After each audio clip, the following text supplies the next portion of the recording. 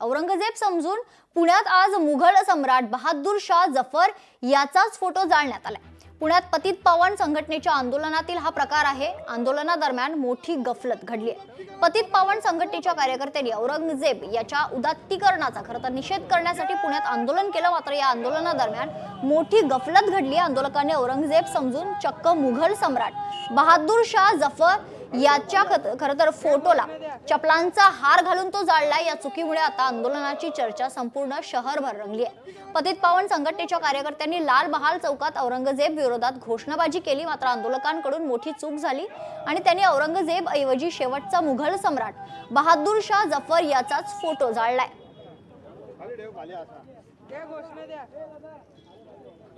या संदर्भात अधिक माहिती जाणून घेऊयात। आमचे प्रतिनिधी अमोल धर्माधिकारी आपल्या सोबत जोडले गेलेले आहेत। अमोल, नेमकं प्रकरण काय आहे?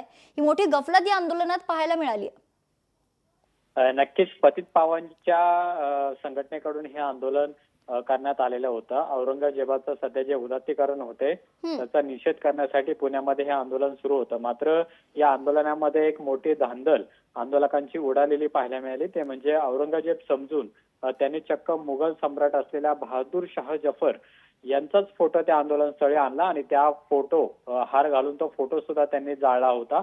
असा प्रकार हा नंतर त्यांच्या लक्षात आल्यानंतर ही चूक त्यांच्या लक्षात आली। मात्र कार्यकर्त्यांच्याकडून ही मोठी चूक लक्षात आल्यानंतर मात्र त्यांनी आंदोलन आहे ते आटोपलं घेतलेलं आहे। पण हा संपूर्ण आंदोलन आहे आणि ही जी घटना घडलेली आहे ती सध्या सोशल मीडियावर व्हायरल होती आणि पतित पावन संघटनेला तर कुठेतरी आता टीकेचा धनी होताना पाहायला मिळते। कारण की ज्या विरोधात ते आंदोलन करणार होते त्या व्यक्तीचाच फोटो त्या ठिकाणी नव्हता, तर दुसऱ्याच व्यक्तीचा फोटो आणून त्या ठिकाणी जोडे मारो आंदोलन आणि तो फोटो जाळण्याचा सुद्धा प्रयत्न आहे तो पतित पावन संघटनेकडून करण्यात आला। निश्चित। मात्र अमोल, आपण एखाद्या गोष्टीचा विरोध करत असताना त्याचा आपल्याला स्वतःला किती अभ्यास आहे, त्याची खरं तर किती जाणकारी आपण ठेवतो हे देखील पाहणं महत्त्वाचं नाही का?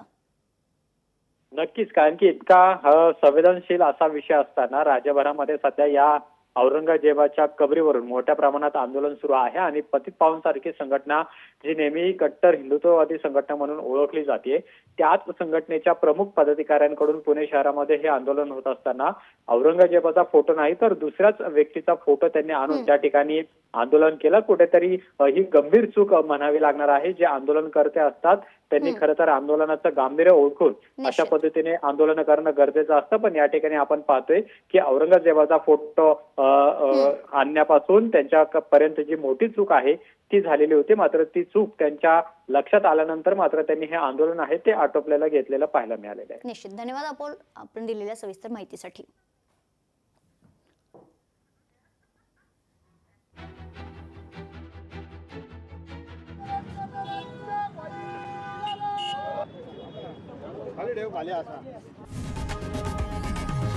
लोकशाही मराठी ऐका, पहा, जागरूक रहा।